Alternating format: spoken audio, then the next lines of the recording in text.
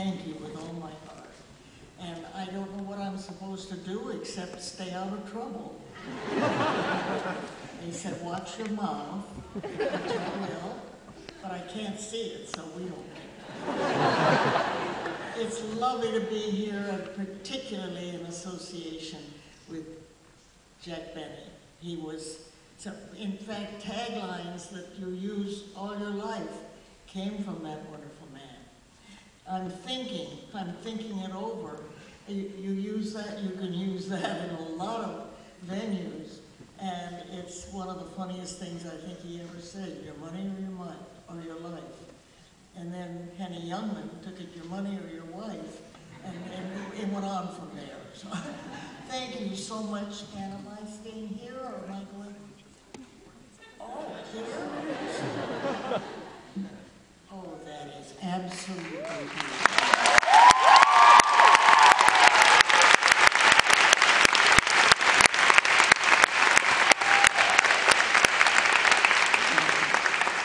Thank you, darlings, and I promise you I shall treasure it, and to get it from you is wonderful. Thank you. All right, now. So at this time, we would like to move on to the Q&A portion of the afternoon. Please help me in welcoming our moderator, from the School of Theater, Film, and Television, Theater Chair Michael Hackett.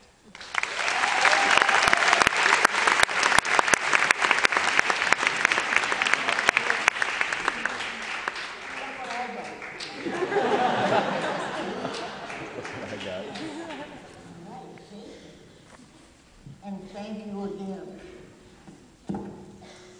So this is a great pleasure. This is a great pleasure to welcome you to UCLA. So thank you for being here. So I want to ask you about your life growing up in our neighborhood. Basically, you grew up in Beverly Hills. I went to Beverly Hills High School, but then for the rest of all that youth, it was a long where half block south of west of Sepulveda. And I go back to when Sepulveda and Sunset, where the freeway is now on the 405, it was a stop sign. It wasn't a signal, it was a stop sign. You know, I'm an old broad. The thing that I think is amazing about your biography is that you basically graduated from high school and you've been working ever since.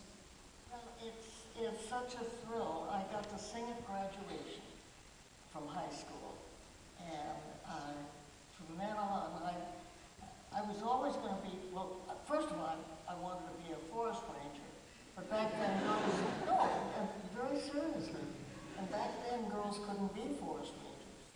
Well, just this last year, the Forest Service brought me to Washington and gave me an honorary forest ranger degree.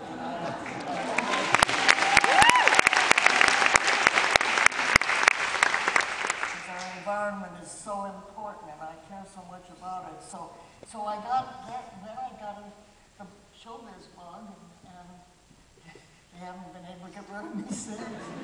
Now, some people don't realize that you are a singer. You began as a singer. Well, that's a matter of opinion. Well, I remember you singing to me on the television, definitely, and you have performed in many different performances as a singer. I wonder if you could maybe share with us how that influenced the way you are as an actor, that kind of musicality. Well, summer stock is a wonderful thing, particularly was a wonderful thing, where the big outdoor venues like Kansas City and Pittsburgh Muni Opera, and they would do these major productions of, well, I did 8 productions of The King and I did 9 of, I think it was 9 of South Pacific. So you got a chance to play these wonderful roles to a marvelous warm house of like 15,000 people.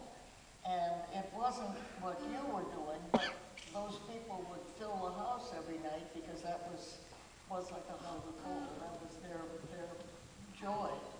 So it was the best experience in the world, and it held you in good stead. because if you can walk out on that enormous stage and play a role there, you can almost handle it wherever you are, because nothing's bigger.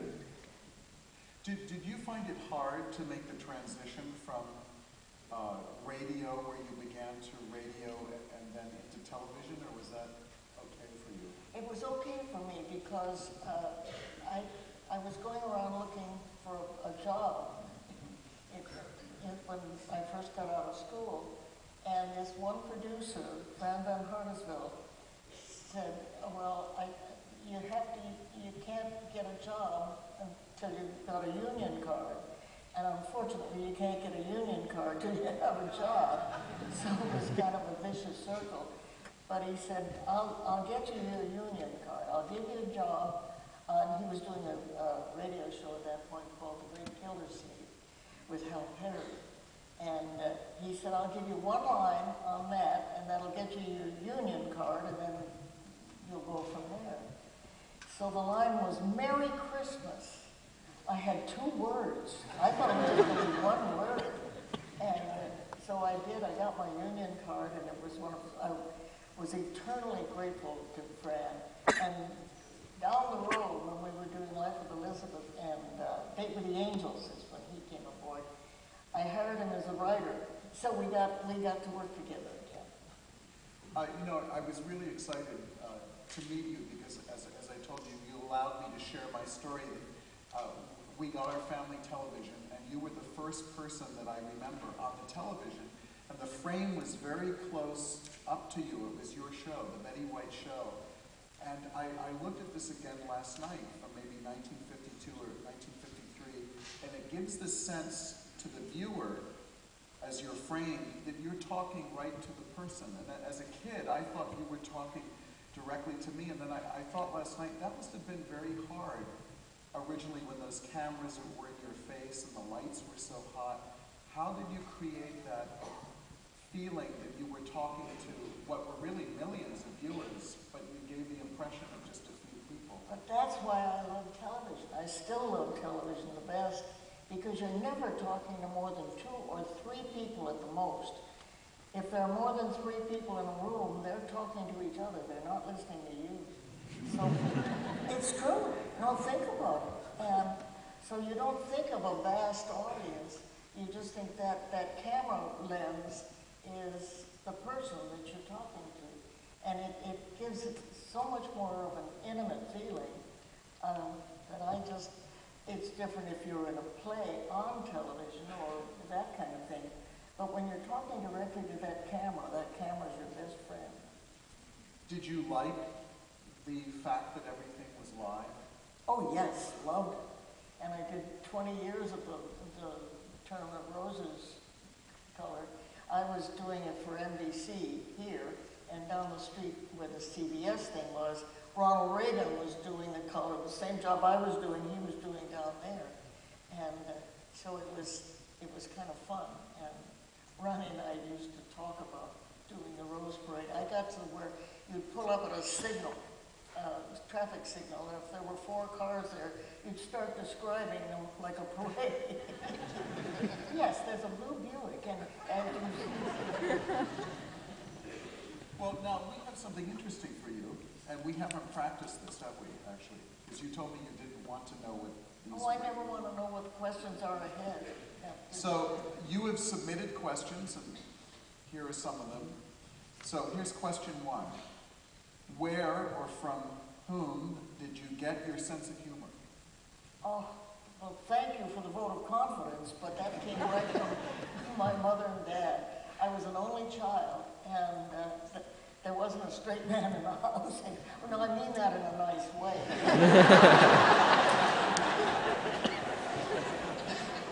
But we had such fun. We'd sit around the Saturday and Sunday breakfast were our fun, because we'd catch up on the week and stuff. Somebody would say something and make another joke and stuff. When I was a littler kid, Dad would come home from work. He was a traveling salesman. And he would come home from work with stories and jokes. And they never explained them to me. I had to either get it or do without it, but they never explained the joke, and as I grew up and got to understand the jokes, that came in good time, but early on they never told me. But, oh, they would laugh so hard, and I would laugh so hard because they were laughing. I had no clue when I was laughing. But I had a good time.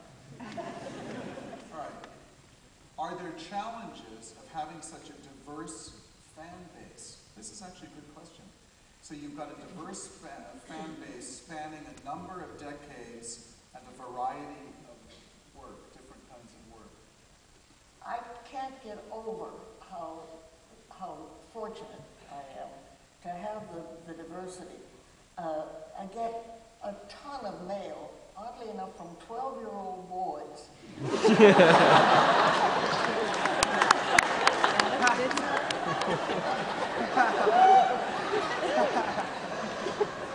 I can't take you anywhere. No, but it's true. Hello, my name is so-and-so, I'm 12 years old, I'm at such and such a school, and they follow shows like Hot in Cleveland. You wouldn't think of that age, more boys than girls, oddly enough, and that surprises me. But I think there's a correlation, because I get the same from Europe and from Bangladesh, and we get fan mail from all over the world, and I think it's because a lot of those boys watched our show with their grandmothers, and I think they equate the grandmother syndrome, and they think, because so many times their grandmothers are gone, I think maybe that's what might trigger the mail, but I'm delighted, it's great. Here's an interesting one. I warned you. It says here that you will soon become 90 years old. Yep, January 17th.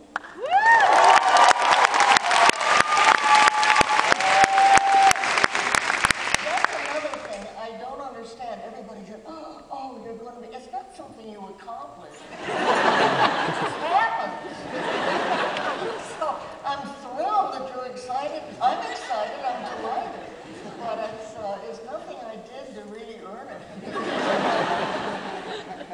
Well, what this person is asking, they say, since you're becoming 90 years old, do you feel the Hollywood norms involving fashion or weight gain or weight loss still involve you?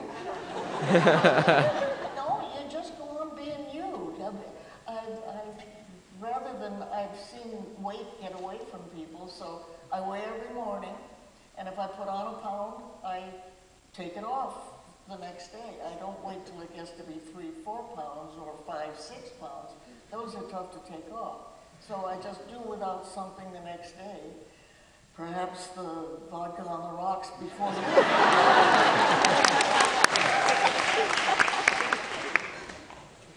If you weren't doing comedy or acting, what would you be doing instead?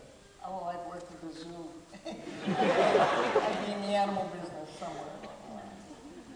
And you've become well known for animal protection and for the care of animals, and I wonder if you could say something about that.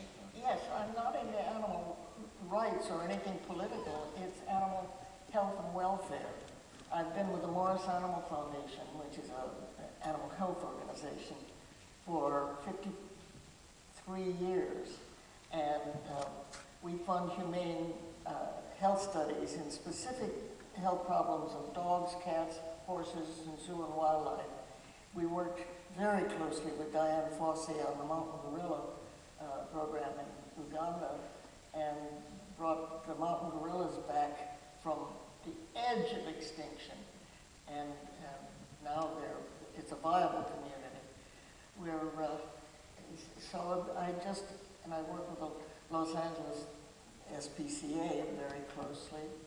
And the Los Angeles Zoo is my other home. I've worked with them for 50 years. So, in fact, I've got a new book coming out November 21st on my friends at the zoo, the four-legged ones. Some of them are two-legged.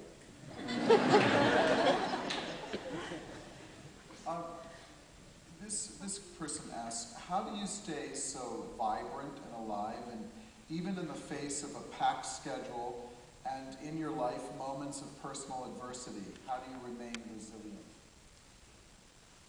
Well, you accent, I know it sounds so corny, you accent the up stuff. Now, that sure beats the alternative of the down stuff. And I realize how many people on this planet would sell their eye teeth to be doing what I'm doing. If you ever hear me sit down and complain about it, throw me away. Don't put up with it. Just tell me to just knock it off. So I try to taste all the wonderful things. And to be a part of a business that I love so dearly is such a privilege. I must never, ever let myself take it for granted. It says here, you have gotten to work with a lot of gorgeous men.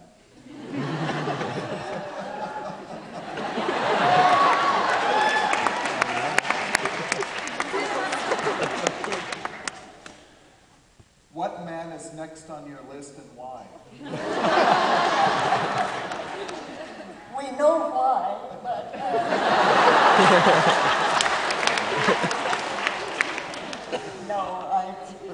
starting up, I've had a running gag. When anybody asks me almost any man-related question, my answer is always Robert Redford, just automatically, Robert Redford.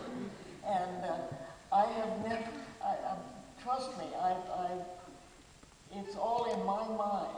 It's not anything to do with anything. But aside from him being such an attractive man, you noticed, yes, he is. But he's so marvelously into the environment, and I'm such a nature nut, that that's the thing that really attracts me about Robert Redford. I would put up with the other stuff, but that's what really. Another one who's like that is Leonardo DiCaprio. He's another big environmentalist and a dynamite actor. Are there actors or actresses that you have, when you hear you're going to work with them, you really get excited because oh my goodness, you admire their work? Oh yes, and look at the people I've been lucky enough to work with. The girls on the Golden Girls, Bea and it was such a privilege. And now on our show Hot in Cleveland, I've got another group of the same kind: Valerie Bertinelli, Wendy Malick, and Jane Lees.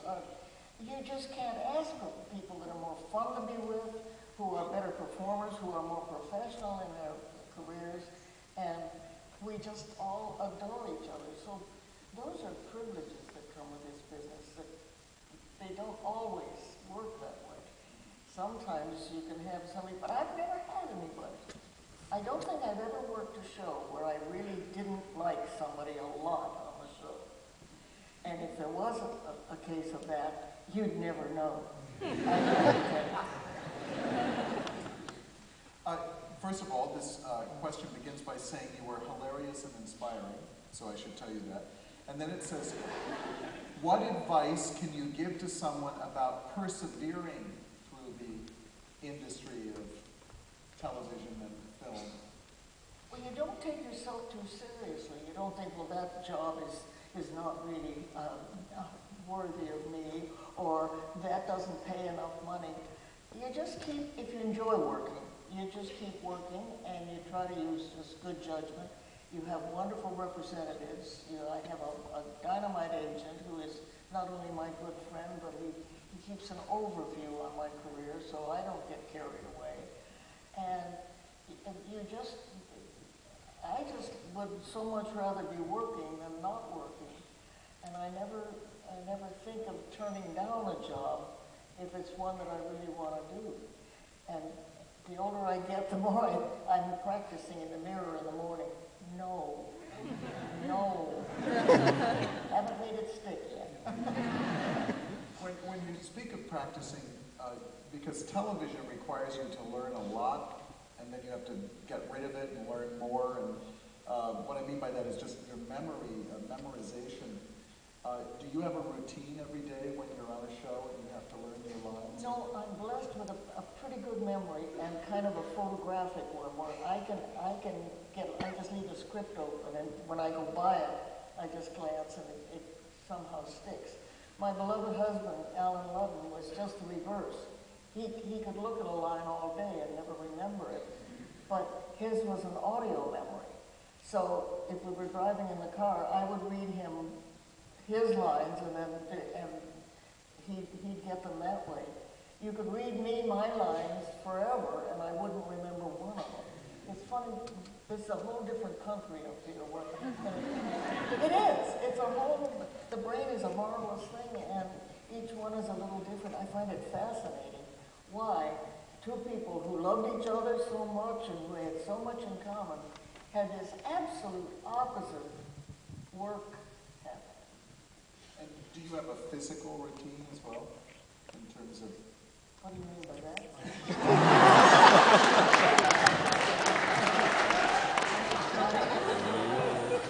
Tell you they'll get on you every time. I'm sorry. No, what was the question? Yoga, or you ride a bicycle, or run around the block? No, I have a two-story house and a very bad memory, so I'm up and down those stairs every time. Oh, I left that. Oh, that's what I went up there for. Oh, so I'm back up and down the stairs with a golden retriever at my heels, and I really, that keeps me. And again, as I say, I weigh every morning and keep my weight at a level. So here's our final question. It says, Dear Betty White, what words of wisdom do you have for us? That's a misnomer in itself. I don't have wisdom, but I guess I go back down to that gratitude thing. And the positive, negative. So many people wake up in the morning and the first thing, or somebody will come into a room, you know what I hate? And that's not the way to start. I know it's as trite and as corny as it can be, but try to concentrate on the good stuff. Sure, you'll have bad days. Sure, you'll have terrible problems in your life. But don't milk them. Don't dwell on them. Try to clear your head and get to a better place. Because it's too easy to sink into that hole mentally. And you don't want to do that. You want to keep a good outlook because you enjoy life more. It's not for the people around you, it's because you're happier that way. I guess it's not wisdom, it's just something that's carried me through almost 90 years. Well, we want to thank you again. You know, television has the capacity of, as they say, bringing you into our home, and you really have been members of our family, some of us for 5 years, 10 years, in my case, 60 years, and I just want to say it's a great honor to at last meet a very good member of my family. Thank you. So thank you. And thank you.